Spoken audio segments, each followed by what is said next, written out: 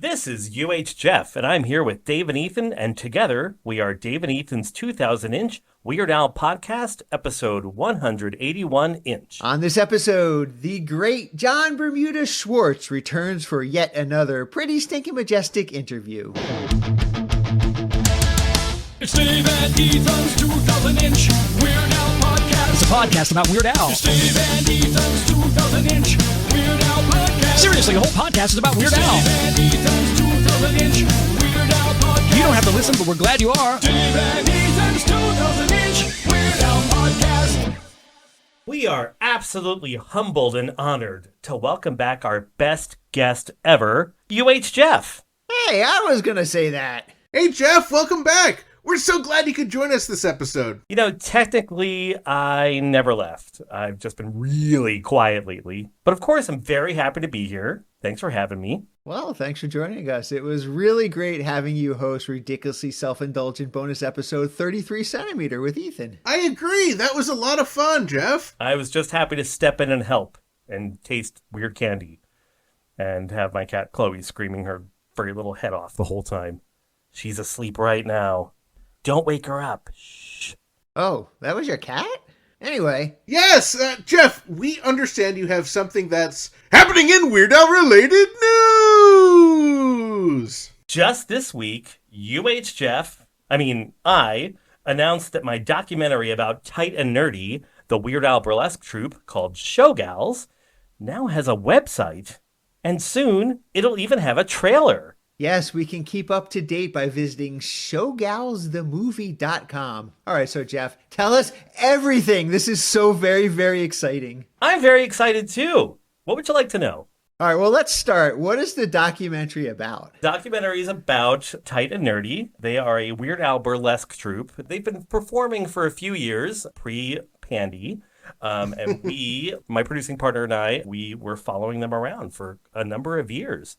Going into their homes, going backstage at their shows, and just getting to know them and following their journey throughout life. And Jeff, when you say following them around and going to their homes, you mean like with a video camera, not just you guys were stalking them or anything. A little bit of both. So Jeff, first of all, what is burlesque for people who are not familiar with that? What a great question. And basically burlesque is It's a comedy show where women and some men sexily but also comedically strip to music, often with a theme. You know, there's like Star Wars burlesque, Star Trek burlesque, so it's only fitting that we should have a Weird Al burlesque, right? Absolutely. Wow, so how did you find out about them? In 2013, so it's almost 10 years ago, a bunch of people, including like Ludovica, who's a big Weird Al fan, she sent me the info for their LA show as they were coming into town. And of course, I jumped at this chance to see it and fell in love with the show and fell in love with the girls, and just, it is a great time. Like, it really is so fun, and it's just fascinating and weird and bananas. All right, so these performers in this burlesque show, are they all Weird Al fans?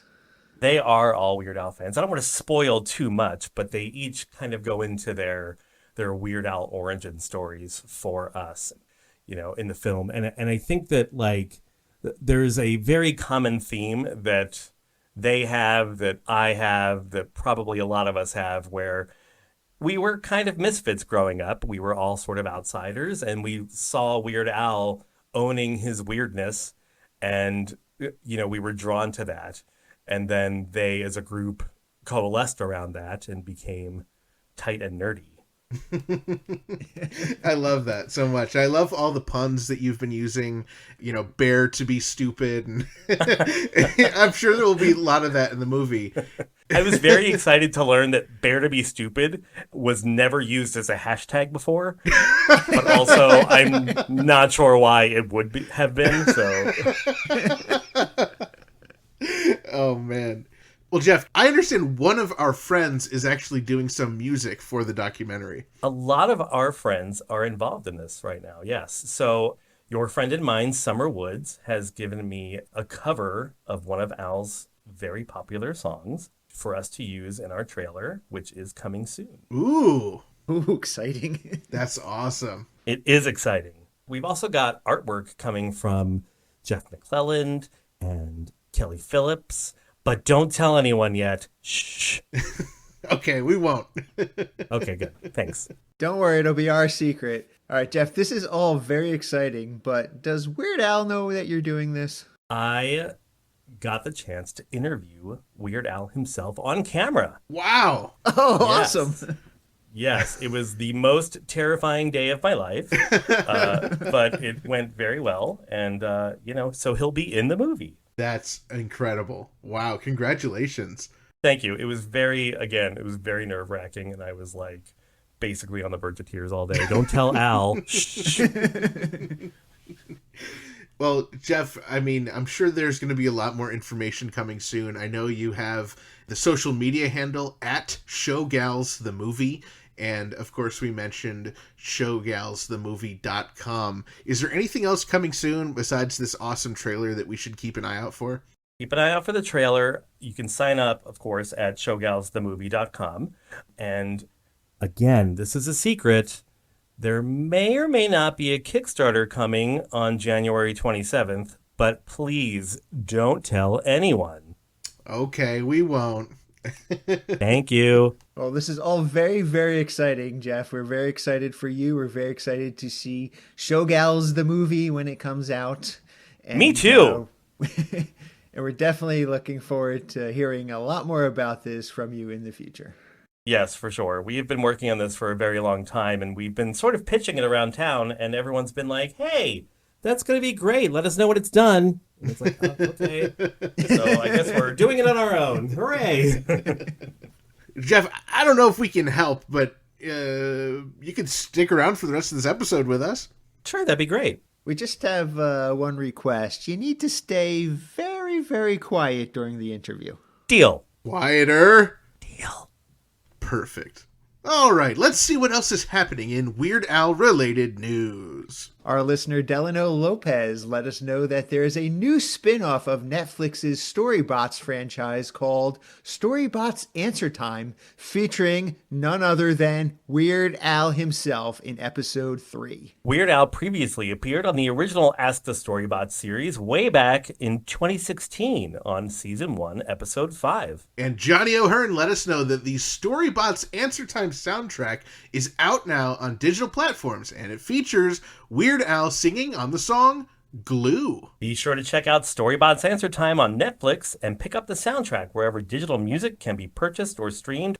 The Satellite Awards recently released their list of 2022 nominees, and Weird the Al Yankovic Story picked up 2 nominations. Weird the Al Yankovic Story was nominated in the category of Motion Picture Made for Television. And Evan Rachel Wood was nominated for Actress in a Supporting Role in a Series, Miniseries, Limited Series, or Motion Picture Made for Television. Phew, what a mouthful. But well-deserved. From all of us here at Dave and Ethan's 2000-inch Weird Al podcast, congratulations to Weird Al, Eric, Evan, and everybody involved with Weird the Al Yankovic Story. The website Consequences of Film has released their top 25 films of 2022, and Weird the Al Yankovic Story made the list as number 10, beating out such films as Black Panther, Wakanda Forever, and the obviously Oscar bait film Jackass Forever. For the full list, head on over to consequence.net. Last weekend, Weird Al did a weird takeover on Vivo's 80s, 90s, and 2K channels, which aired at specific times over a limited period. Weird Al reportedly revealed all during the takeover, which was on a streaming service, but is apparently not viewable to anyone anymore. If only the technology existed so people could easily watch something whenever they'd like. Oh well, maybe eventually technology will catch up with us. Last week, our Patreon family was treated to a plethora of brand new, ridiculously self-indulgent bonus episodes over at patreon.com/2000inch. 7 new episodes dropped covering concerts in California, Washington, D.C., North Carolina, Virginia, and Pennsylvania. And that's not all. Stay tuned to Patreon because episodes from our weird bonus series will be dropping there first fairly soon as well. Cheapskates, I mean you frugal fans, you know who you are. You'll just have to keep on waiting with your fingers, toes, uvulas, and eyeballs crossed. But don't worry, you'll hear them all eventually. Oh, that sound means we have a message on the 347 Spatula Hotline, the official hotline of Dave and Ethan's 2000-inch Weird Al podcast. Let's take a listen. Hey, Adrian here. So as some of you may know, I do a whole light and projection display at my house for Halloween and Christmas. You may have seen my Nature Trail to Hell light show floating around a couple of months back. I was sitting around finalizing my Christmas playlist and thought, man, what this show really needs to top it off is 22 seconds of frenetically paced music from a podcast about a very famous artist in an extremely specific genre of music. And so, I gave the Dave and Ethan's 2000-inch Weird Al podcast theme my amateur light show treatment. What was I trying to prove? Who was I trying to impress? Why did I build it? How did I do it? It's anybody's guess. Actually, I used an open source software called Xlights to program the lights and Adobe Premiere to add our podcast hosts' glorious mugs to the projection element, but we won't get too caught up in the details. If you'd like to see the final result, head on over to https://youtu.be/8e_uppercase X_uppercase E2_L_yfmp_U and check out the podcast-themed holiday blinky flashy for yourself. Enjoy, and happy holidays. Wow, thank you so much, Adrian! Just wait until you see this. It is beyond pretty stinking majestic. It may even simply be the majesticest. You can tell Adrian put a lot of time and loving effort into his display, and it's simply amazing. Now, Adrian told us that he spent a couple of hours putting together this display, and it was totally worth it. I love everything about it, including the really cool animations in the windows. I totally did not see those the first time I watched this. And if, in case you somehow didn't catch the link Adrian shared, we shared it over on our Facebook group, group.2000inch.com, so you can watch this awesome video a million times. There's a poll for the best holiday lights display, and we're not quite sure how any other light could possibly compete with Dave and Ethan's 2000-inch Weird Al podcast lights. But just in case, be sure to cast your vote for Adrian. There will be information on how to vote in the comments of the video. This episode is brought to you in part by vegan burrito restaurant Burrito Burrito in Troy, New York, home of the 2-pound double wrapped in quesadilla Burrito Burrito and Wizard Burger in Albany, New York. Come on down to Burrito Burrito and Burrito Burrito your Burrito Burrito, or hop on over to Wizard Burger for mouth-watering, loaded, dare I say beefy, vegan burgers. From Troy to Albany to Uranus, Burrito Burrito and Wizard Burger feed the hungry with out-of-this-world, plant-based, real food, always vegan style. Visit burritosquare.com and wizardburger.com to order ahead. From Troy to Albany to where? Oh, now it's time for what's happening in Grammy Award-winning Jim Kimo West-related news! Grammy Award-winning Jim Kimo West will be doing his annual holiday livestream concert on Sunday, December 18th, starting at 7 p.m. Burrito Burrito time, 4 p.m. Hollywood Star time. Tickets are available on jimkimowest.com, and members of Kimo's Corner can stream it for free. And if December 18th sounds familiar to you, that's because it's Kimo's birthday. From all of us here at Dave and Ethan's 2000-inch Weird Al podcast, even UHJeff, happy birthday, Grammy Award-winning Jim Kimo West! Kimo also has a number of live shows coming up in California, yay, and Hawaii. Be sure to keep an eye on his tour page and subscribe to his email newsletter for all of his up-to-date information. Now, we pride ourselves on keeping Dave and Ethan's 2000-inch Weird Al podcast spoiler-free. However, we do want to warn everybody that we do talk a bit about the unfortunate return of the ridiculously self-indulgent ill-advised vanity tour in this upcoming interview. Now, because that tour is technically still going on with the makeup dates and the new overseas dates coming early next year, some of what we talk about could still be considered a spoiler. So, if you're still remaining spoiler-free, consider this your spoiler warning. Ethan and I are very excited because we are joined once again by John Bermuda Schwartz, author of the new book, Lights, Camera, Accordion, Eye-Popping Photographs of Weird Al Yankovic 1981 through 2006, and connections to Weird Al since September 14th, 1980. A date which will live. Wow. Let's see, my math is right. That's like 42 years you've been working with Weird Al. 42 years, 3 months, 11 days, 6 hours, 21 minutes. All right, counting. We'll have to hold on releasing this then to match up with your timeline there, Bermuda. Oh, sorry. I'm on Pacific time. Okay. That's right. Yeah.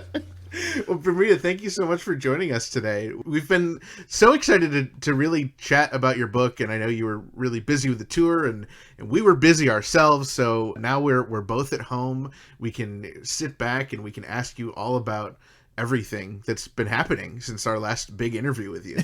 Well, I'm here to I'm here. Excellent. So ask away, and hopefully I have some answers. All right. Well, before we get into the book, there is something that happened on this last tour, the unfortunate return of the ridiculously self-indulgent, ill-advised vanity tour that I know Ethan and I want to talk to you about. And this is the first time we've had on the podcast anybody in the band since this amazing event happened on April 26, 2022.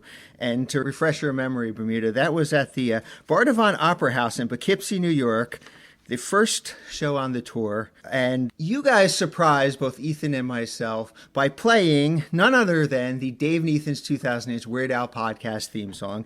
And I just want to know, how did that ever make it into the set list? What's the story behind that? I told Al, I said, Al, don't do it. We're never going to hear the end of it if you do this. He says, no, they'll really dig it. It'll be a big surprise. They'll think it's great. I said, no, I'm telling you, don't help them. Don't feed into this. It's not worth it. No, you know what? It was for fun, and it was for you guys, and and of course, it's Jim's song, and so why wouldn't we do it? And and that's it. It was fun for us. It didn't take long to work it up. It's not even a minute long, I don't think. And it was great. I mean, we had a good time doing it. We're glad you guys enjoyed it. Could you see us in the audience just freaking out? Or, I mean, you're back and behind everything, so it's probably hard for you to see. Yeah, I honestly don't see what goes on in the audience unless the lights come up for some reason. But I'm not, I can't see anything. And then when the lights do come up, I've got this plexiglass screen around me for sonic purposes. Mm-hmm. And when the lights come up, optic theory dictates that when you're lit up and you're looking into a reflective surface, you see yourself. So when the lights come up, I can only see me. I can't see Al. I can't see anybody. Wow. I can only sort of see the stage when the lights are off, and can't see the audience at all. So, in a word, no, I didn't see you guys. I'm sure you were freaking out though, and Yep. we were happy to do it. It was, I mean, we can't stop talking about it, and we can't stop thinking about it. So, big thank you to you and Al and the rest of the guys for blowing our minds with that. Oh well, you're quite welcome. And how far in advance did you know that this was happening? Is this like prepared months in advance, or is this a last minute thing? What's the story behind that? Well, we had rehearsed it, of course. I mean, we had rehearsed it while we were still at home before the tour. So this Al knew, that we were going to do that on a specific day, and only once, I might add. And because I mean, it's you can only be surprised one time, I think. And although you would have been surprised if we had done it at every show you were at, which would have been most of the shows, I think. Yeah, I think like between Dave and I, we're at 40 or so different shows. So yeah, that would have that would have been a surprise. If you would have done it at every show that I was at, I would have made sure I attended every single show on this tour. Well, if we'd have known that, we would have done it at every show. You could have sold like an extra 100 tickets or so. Well, that it adds up. It does. And we appreciate your business. Thank you. What an amazing moment. Yeah, I mean, not only was it an amazing moment, but now it's like it's in the history books. It's when we think of what was played on the unfortunate return of the ridiculously self-indulgent, ill-advised vanity tour, we're etched into history there. So it's great to be part of Weird Al history like that. Absolutely. Well, I want to tell you, there's not any other fans or friends that we do that for, and so consider yourselves special. We do. We certainly do. We appreciate it very much.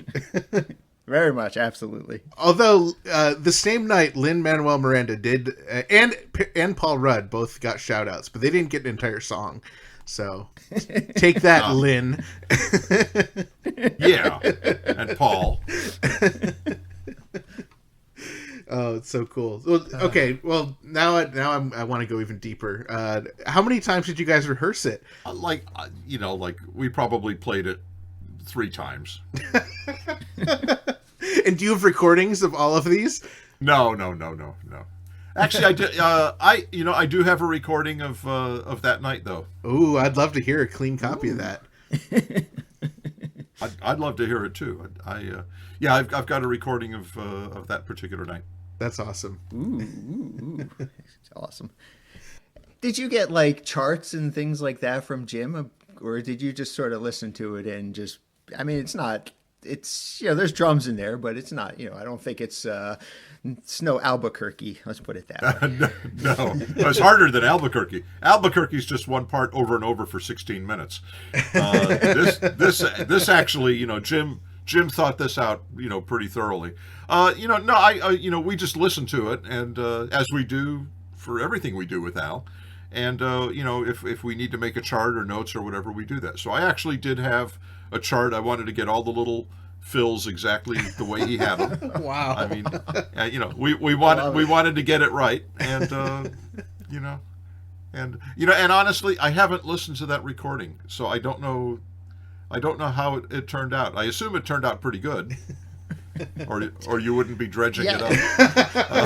Oh, it was terrible. Instantly recognizable. So it was. Otherwise, you would have said, thanks for playing our song. You really screwed it up. You would think it was a multi-platinum award-winning, Grammy award-winning band. You could figure out a 48-second song that Jim, of all people, wrote. The Hawaiian guy wrote the song. How hard is that? The Canadian Hawaiian guy. You screwed it up. And I know it was the first gig, but you screwed. Jeez. It's terrible. But you didn't say that. So I assume it came off okay. So thank you.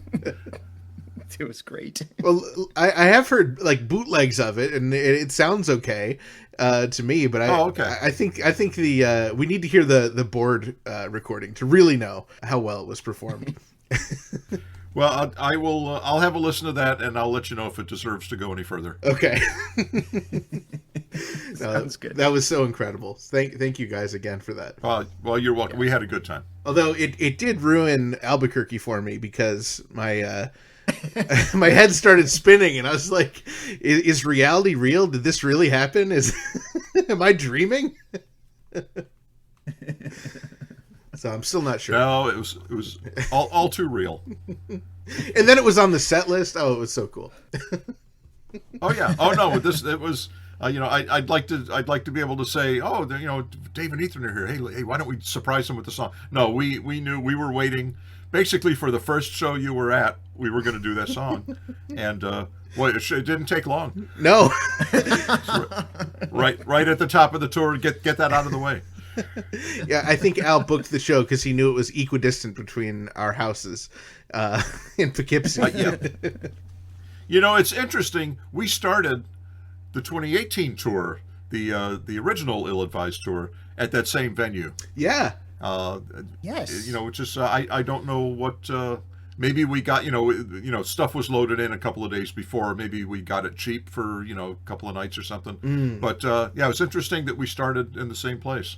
And kind of cool. I mean, that's a classic theater. Yeah, it was. I have no complaints on either of those shows. I thought it was great, both of them. It's a cool venue there. Yes, I agree.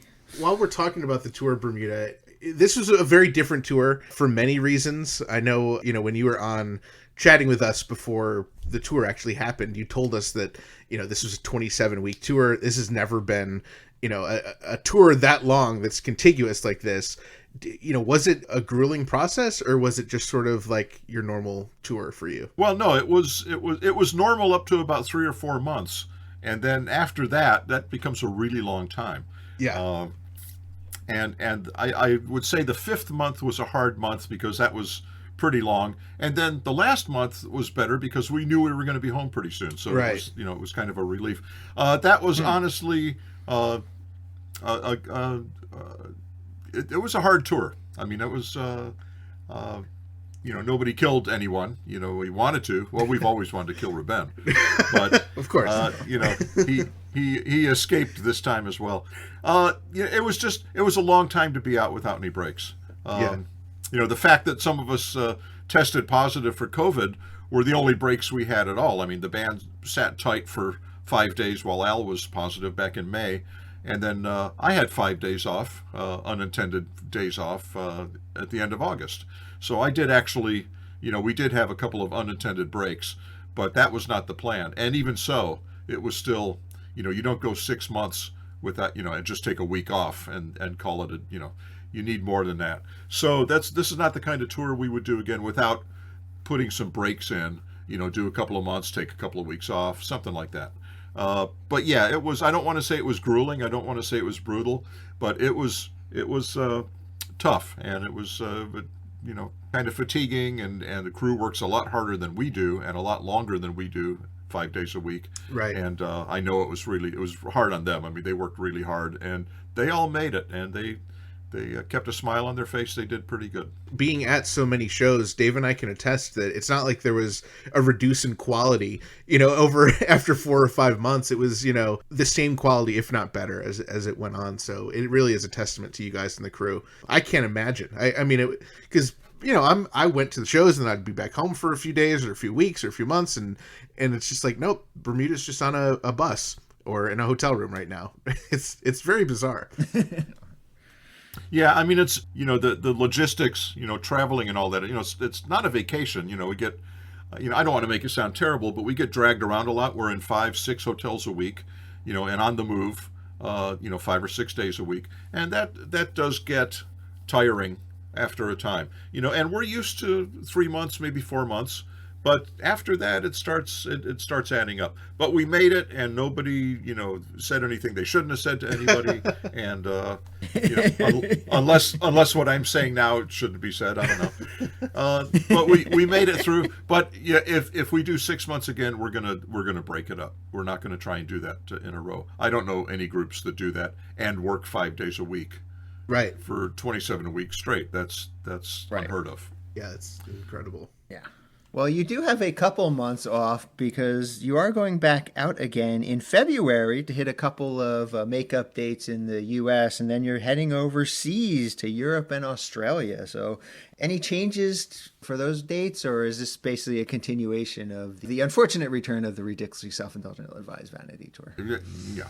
That's it'll basically be the same. I mean, we're going to change up the sets every night, and actually, I think on the dates we're making up in the States, just before we head over to Dublin is the first European date. Before we head over there, I think we're probably doing the exact same sets that we were supposed to do that we didn't do. Oh, interesting. Those dates were postponed. So I think, Okay. I think, I'm not absolutely sure, but because not doing those 4 shows, I don't think affected any of the rest of the shows. Those just kind of went away, and that was it. So I think we might come back and do them as they were supposed to have been done in the first place, including whatever cover song we were going to do that night. I think those are going to be the shows exactly as they were intended.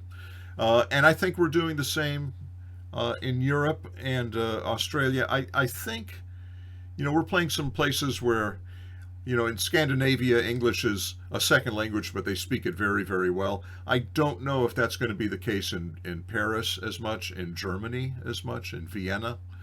These are new places for us. And there may be a little bit of a language, not a language barrier, but like some of the idioms and some of the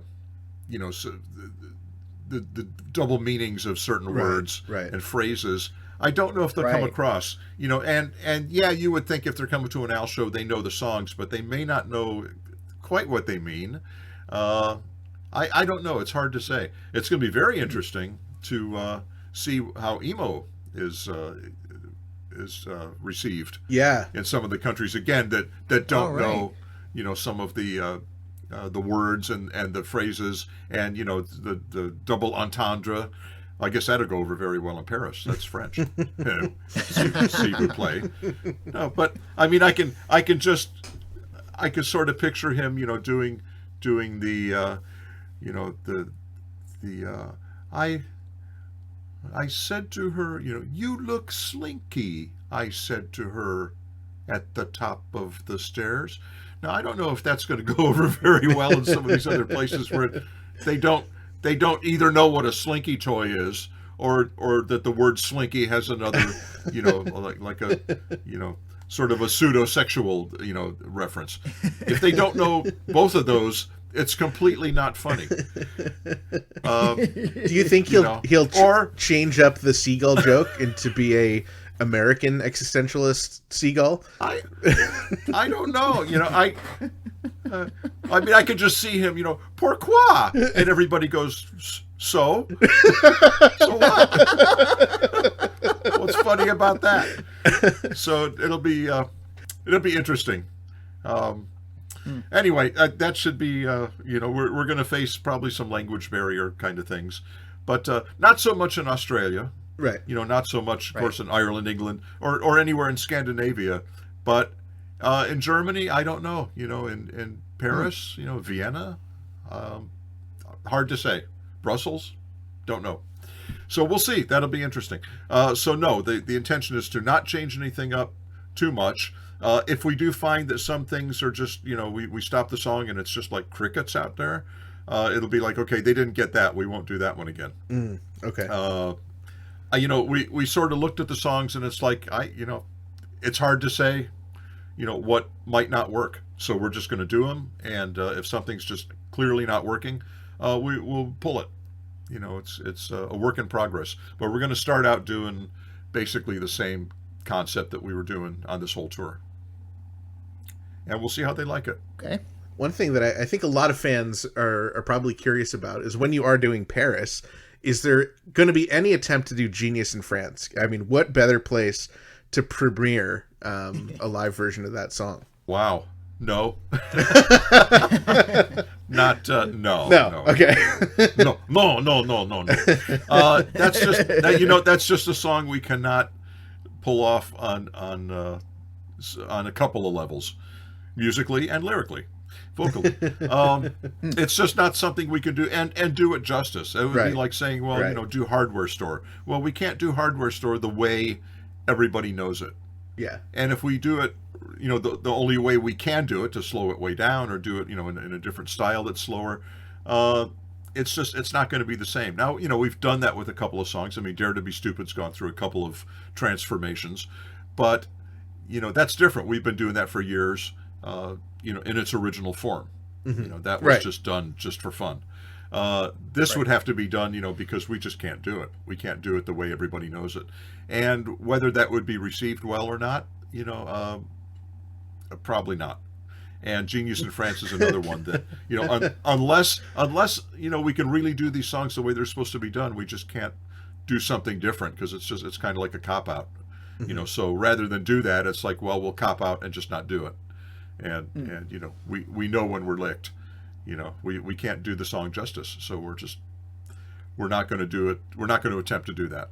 And in Paris, that would be, well, actually there are some French words in there. That would be good. I think he says oui and s'il vous plaît. So they would understand some of it, I guess. Anyway, no, we can pull that kind of stuff off in the U.S., like when you guys show up at a show, we can play your theme song. We can't just pull that out of our, repertoire and do it justice. So no, sorry. That was the long answer. Short answer, nope. I figured not, but I think everyone's curious. So what are you doing between the two tours? Are you still drumming every day? How do you keep yourself sane? Or is not drumming keeping you sane? Well, I'm drumming a little bit. Actually, I had a gig right after Thanksgiving and with one of my bands. And, I'm still unpacking, really. I mean, I'm still trying to get settled and being gone for 6 months, 6+ months is a long time to, not catch up on stuff at home and there's projects here, things need to be done.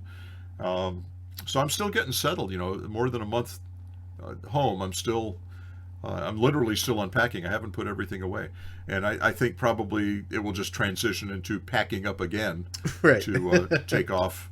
Basically for almost 2 months. I mean, we're gone for quite a while. Yeah. So between Christmas and unpacking and just trying to relax a little bit and getting caught up on stuff at home, that's keeping me busy. I mean, I'm really not doing anything special, or not sleeping all the time either, but just trying to get caught up on stuff and stay on top of things, and hopefully after we'll get home in late March, and hopefully I'll be able to have the rest of next year to myself, and maybe catch up on some vacations that my wife and I missed back in 2020. Yeah. And that would be nice. I mean, we had a bunch of stuff planned, and it all went to heck thanks to the virus, and so I think though by next year we'll be ready to venture out again. I mean, I've been doing it all along. I mean, I've been staying in hotels and been on a few flights over the last 6 months, but we're also mostly in a bubble. Yeah. And mostly in a controlled situation, except for the hotels themselves. And we can't control that when we're out, so we're still weighing that carefully as to when it's a good time to venture out again and sort of be in the public. I think it's a matter of time. I think it's pretty soon. We can't talk about the tour and not talk about the final show of the 2022 leg, which was, of course, at Carnegie Hall. There were a couple incredible things, but I think, Bermuda, you'll agree the most incredible thing is that people who bought merchandise that night had an opportunity to get an early copy of Lights, Camera, Accordion. So Dave and I were very happy to pick up some early copies. Woohoo! What was the sense like playing at Carnegie Hall? I mean, I guess you're on stage and you can't see anything, but it must have felt special, right? Well, I knew we were there because that's what it said in the itinerary. So it's like, oh, Carnegie Hall, oh, that's cool. No, you know what? It's very cool. I mean, that's such a famous historic venue. So many incredible artists and bands have played there, and for me, anywhere that the Beatles played is always a special place. So that's another place on the list. Oh yeah. The Hammersmith Odeon they played there. Red Rocks in outside of Denver, they played there. Hollywood Bowl, of course. Forest Hill Stadium in New York City. Any place we played where the Beatles played is special for me. So in that respect, it was a cool gig. Honestly, for me, it was just kind of another show. It was special for me because I knew I'd be going home the next day after 27 weeks, and I was really looking forward to that. But no, I mean, it was certainly a special gig, and I think we did very well there.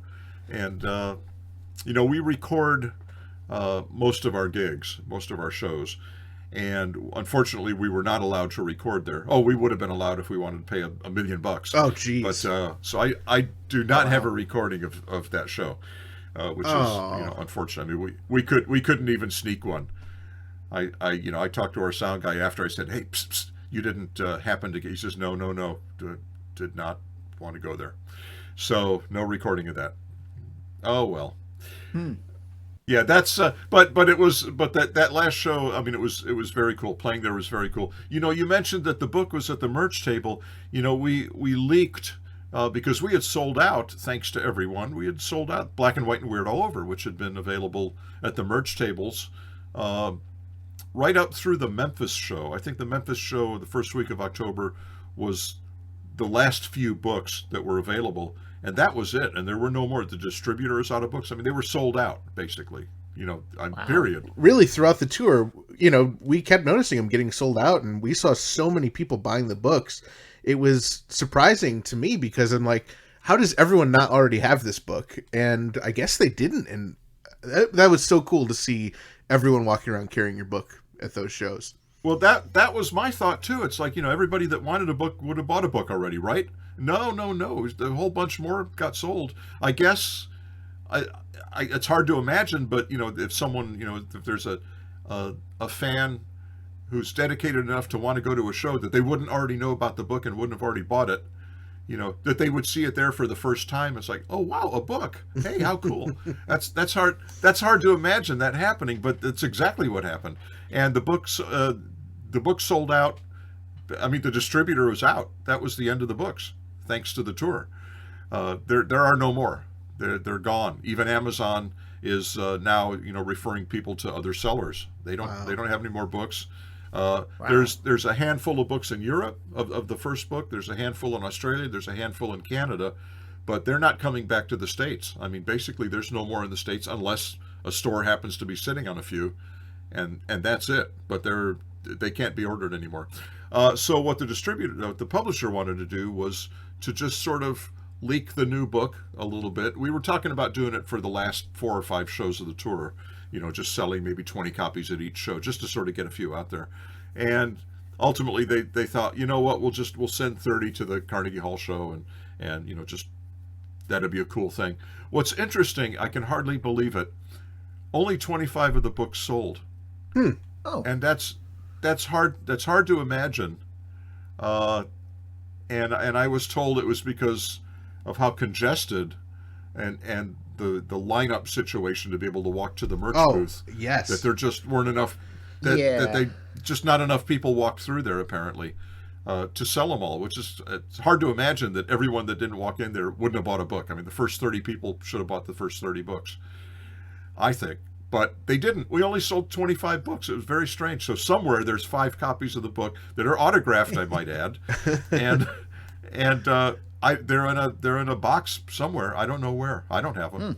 But no, we just thought that would be a cool thing. And thank you for grabbing those. That's cool. Yeah, well, thankfully, UHJeff was able to grab them for Dave and I and himself, and it was, like you said, you weren't out there, you're backstage, but I couldn't even get into the merch room. It was like this separate room. It was on like the second floor by the, had to go up a balcony, you go down these stairs. They wouldn't even let people in. It was so crazy. So I'm not surprised at all.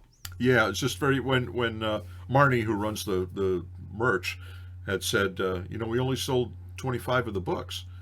And I couldn't believe it. I thought they would just go immediately. But there are 25 lucky people who got to see the book a couple of weeks before everyone else. And, we thought that would be something fun to do. Yeah, that was such a cool thing. All right, so after Black and White and Weird All Over was released in 2020, as you said, sold out, was that the inspiration for this new book, this Lights, Camera, Accordion, all color photographs this time? Can you tell us about how this book got started? Well, in 2020 was a year off for a lot of people, but that was a planned year off for us, and that was the year that I was able to keep working on the first book and get that out and help promote it. And when it became apparent that 2021 was going to, in fact, be a year off as well, I thought, this scanning of negatives is a cool thing. I got a ton of negatives that were not scanned, obviously, for the first book. And I thought, I got nothing but time. I better do this before they all disintegrate or do whatever negatives do after, 40 or 50 years. And so I got myself a proper negative scanner and sat down for literally 18 weeks and went through every day for 18 weeks and scanned 2, 3, 4, sometimes 5 rolls of film, logged them in a database, got as much information about the subjects and the date and the location, and I put keywords in there so I could sort them, whether it had to do with pets or places I lived or automobiles or relatives or girlfriends or anything like that. Everything got, anything that had to do with Al, of course. Video shoots, if it was a live gig, whatever it was, I put as many keywords in there so if I needed to sort them out, I could find them. I'm just very thorough that way. So that took almost as long as the scanning. It was sitting down and having to go through those and determine what they were and then log them. And so I basically was reliving, from the early 70s through about 2006 or 7 of all the film photos that I had shot. And, as I'm doing that, I thought, boy, there's a lot of, I hadn't thought about the color photos before because most of those, that were worth seeing had already been online. They'd already been on Al's site, or they had been in a book from 2012, or they were in the box set from 2017 that Sony put out. There's a 122-page book in there, chock full of my photos. Right. And I thought, a lot of the ones worth seeing, I thought had been seen. But as I'm looking at them, as I'm looking at how clean and crisp and beautiful these photos are, taken right from the negatives, I thought, this might make a good book too. And so the next step was to ask Al. I said, I got a bunch more photos, color this time, and spanning a longer period. Can I put out another book? And he said, yeah, sure. And so I began to sort photos. Well, he's quick that way. You ask him a question and say you get an immediate answer. Hey, can I put out a book? Can I milk your image some more? Yeah, go ahead. Okay, thanks. I'll see you next year. So I began to assemble photos and got them down to about 800 photos that I thought were good, and I thought, I need some help weeding some more out. I mean, nobody's going to put out a book with 800 photos of Al. Not my publisher anyway. And so I sent them to each of the guys, because now they're, in the more of these photos. I'm in photos. Al obviously is in almost every single photo. And so I ran them by everybody, and I said, if there's anything in here you don't like, you don't want me to possibly publish, tell me now. I'm happy to pull it. I wanted them to help me pare it down a little bit. Right. And that didn't work at all. The guys all said, no, all good. And Al found like 4 or 5 out of 800 photos, right? Found like 4 or 5 that he wasn't absolutely thrilled with. And so they were basically of no help. So I sent the photos to the publisher, and their editors, Shane and Desiree Lewis, who were Al fans, as it turns out, looked at all the photos with a different eye than I could do, and they were able to get that down. There's 301 fresh photos in there that I couldn't obviously get it down to that number. I couldn't get it down below 800. So there's still a bunch of photos that are approved that could, I suppose, be used for another book, but they're probably not going to be as exciting as this.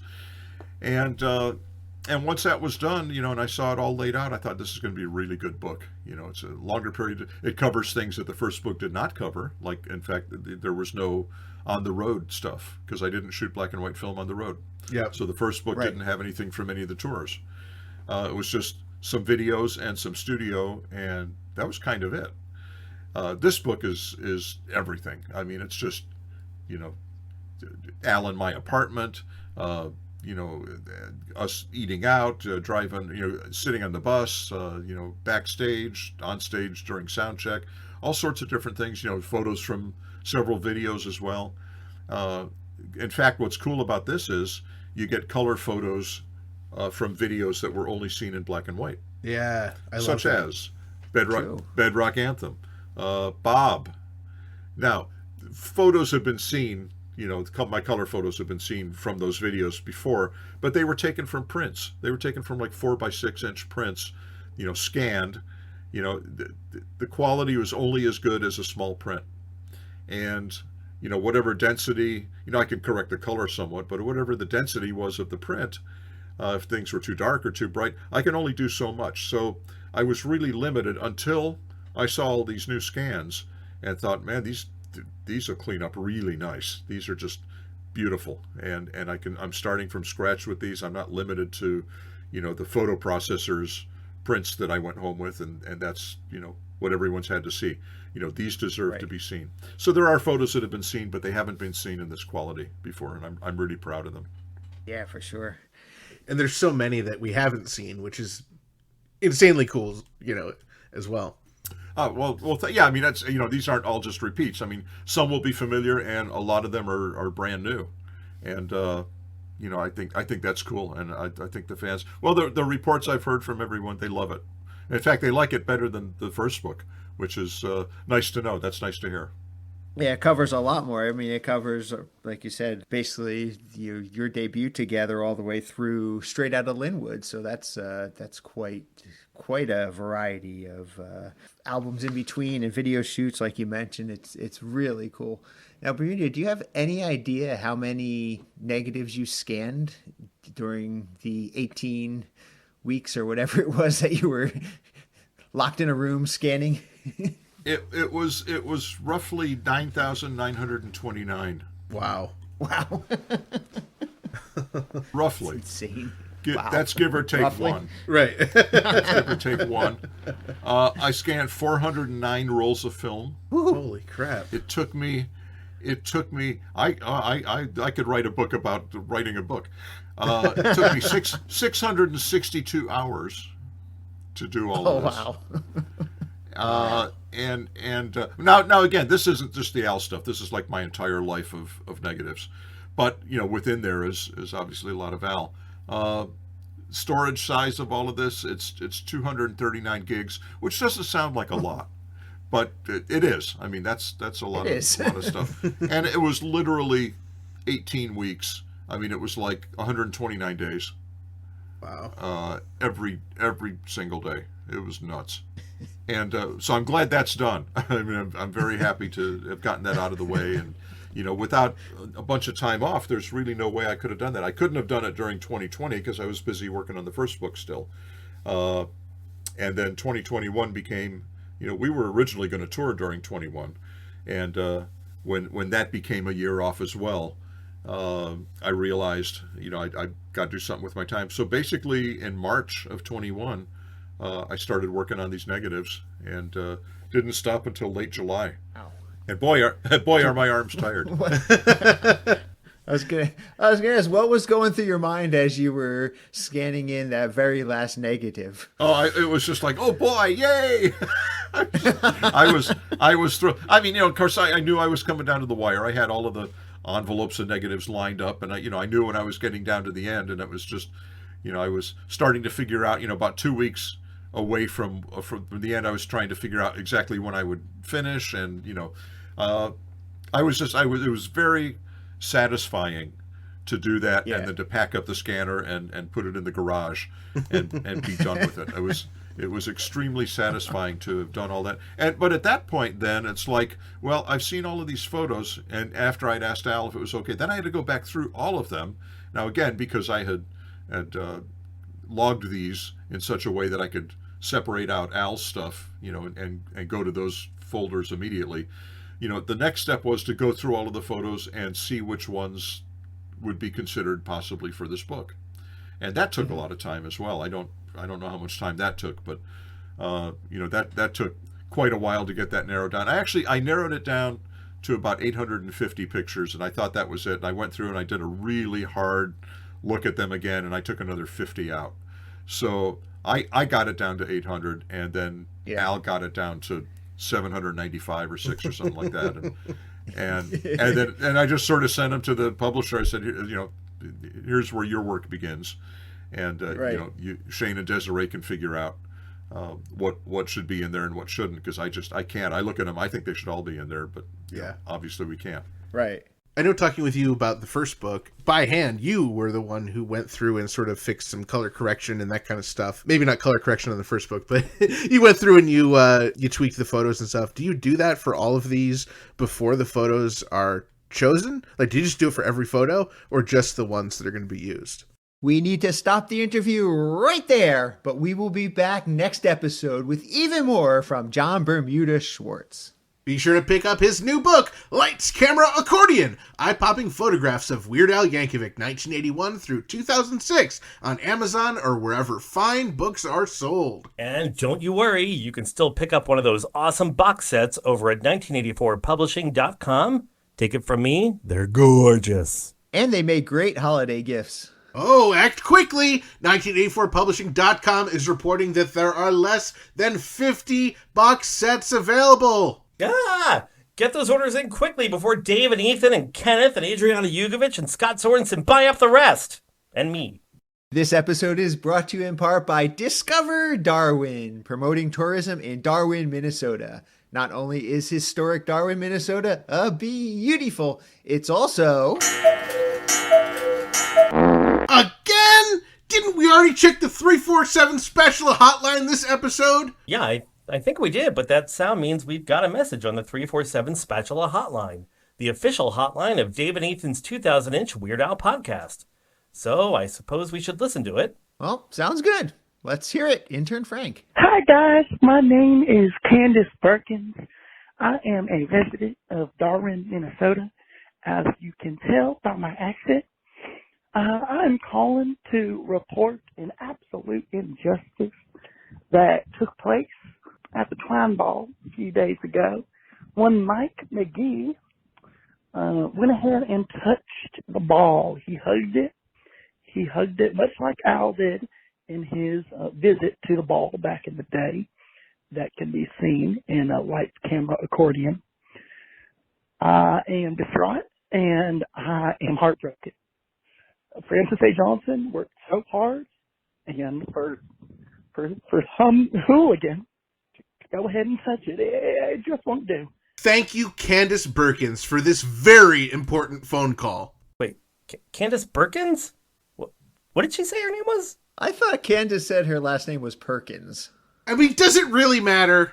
Not at all. Well, I mean, what really matters here is that this Mike McGee broke the holy statute in place to protect the twine ball for future generations. Do not worry, Candace or our dear listeners. Here at Discover Darwin, we have access to turn on the ball signal to alert the Darwin Mounted Police of this terrible, terrible incident, and they will swiftly be responding within 12 to 14 business days. We have also alerted Darwin, Minnesota Mayor Josh Johnson. We know he is quite the athlete due to his Twine K results, so we know he will quickly save the day after he finishes his other Twinely duties. So visit Darwin, Minnesota on your next villainous expedition. Discover Darwin, more than just the twine ball. And after you visit Darwin, Minnesota, be sure to attempt to visit discoverdarwin.biz. This is a special hamster alert to the Dave and Ethan's 2000-inch Weird Al podcast broadcast alert system, sponsored by Jack Bateman. Hey, Jeff, as a kid, did you ever have a hamster as a pet? I did not. Okay, well, as an adult, did you ever have a hamster as a pet? I also did not. Okay, well, have you ever considered having a hamster as a pet? That is also a no. Oh boy. Well, have you ever seen a hamster? Wait, don't answer that. Let's take this ad in a totally different direction. Okay, hypothetically, UHJeff, if you were hypothetically to hypothetically get a hamster as a, hypothetical pet, what would you hypothetically name it? Ethan? What? I would hypothetically name the hamster Ethan. That is all for this episode's very important special hamster alert via the Dave and Ethan's 2000-inch Weird Al podcast broadcast alert system. Dave and Ethan's 2000-inch Weird Al podcast is brought to you absolutely free thanks to our incredible sponsors Burrito, Jackson Scoggins, Discover Darwin, and Jack Bateman. Our podcast is also supported by everyone else in our Patreon family, with special thanks to our amazing close personal friend level Patreon supporters. Zach, Dana B, Blair, Kev, Javier, Scott, UHJeff! Nancy, NES Josh 64, Mike, Matthew, Kenneth, Gus and Alicia, Allison, Adriana, Ajax, Jake, Zeb, and also thanks to Andrew and everyone else in our pretty stinking majestic Patreon family. If you enjoy our fantastically freaky and family-friendly Weird Al podcast, please consider supporting us at patreon.com/2000inch. There are awesome benefits like getting your name on the podcast, your own private RSS feed, and access to secret episodes. And now would be a really good time to join if you have not already, because not only will you be the first to hear our remaining The Unfortunate Return of the Ridiculously Self-Indulgent Ill-Advised Vanity Tour concert review bonus episodes of 2022, you will also be the first to hear our brand new Weird Al Yankovic Story Insider bonus episode series. And don't forget to check out our official merchandise over at shop.2000inch.com. All proceeds from purchases go directly towards supporting our fine podcast. Ooh, it's chilly outside, so why not stay inside for a change? Curl up in front of the fireplace, put some Weird the Al Yankovic Story on the old Roku channel, and sip some hot chocolate from your Gill and Chill mug. That sounds amazing. We love hearing from our listeners and other Weird Al fans, so be sure to join our Facebook community at group.2000inch.com and visit our Discord server for even more riveting Weird Al and Red Brumped Agouti related conversations. You can find both of them linked on our website, as well as information about past episodes and guests over at weirdowlpodcast.com or 2000inch.com. And while you are there, click on ridiculously self-indulgent bonus episodes to follow along with our adventures on tour, or click on Black and White and Weird All Over bonus episodes for our special series where this episode's guest, John Bermuda Schwartz, walks us through his very first book, page by page and picture by picture. Keep up on new episodes, podcast news, and events by following at 2000inch on Facebook, Twitter, and Instagram. And thank you for subscribing and leaving reviews on your favorite podcast app. Make sure you're subscribed, because not only does it help the podcast, it turns your ordinary Christmas light display into a must-see Christmas light display. Plus, we also love it when we receive voicemail via our official, patent-pending, 27-hour-a-day podcast hotline 347 Spatula. You might even hear your message in a future episode. Thank you once again to our guest, John Bermuda Schwartz, and a big thank you to UHJeff Nucera for joining us this episode. We also want to thank Chloe, Delano Lopez, Johnny O'Hearn, Candace Perkins, a.k.a. Candace Birkins, Mayor Josh Johnson, and Adrian Vasquez. Thank you to the Grammy Award-winning Jim Kimo West for our incredible podcast theme song, and thank you to Weird Al Yankovic, as this podcast probably would not exist without him. And a big thank you to all of you, our loyal listeners, subscribers, Patreon supporters and sponsors, and everybody else who makes our podcast possible. Thank you for choosing Dave and Ethan's 2000-inch Weird Al podcast. Next episode, more of our interview with the legendary John Bermuda Schwartz. And until next time, remember to gill and chill.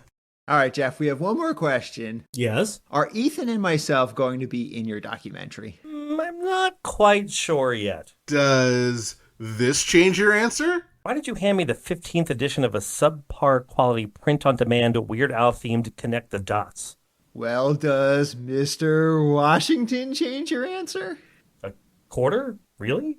Oh, crap, sorry. We mean Mr. Lincoln? A penny? Yeah, we're gonna need that penny back.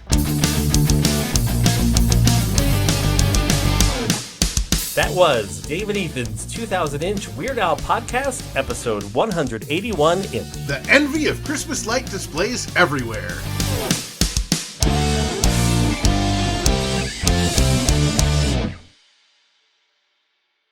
Nobody killed anyone. We wanted to. Well, we've always wanted to kill Ruben.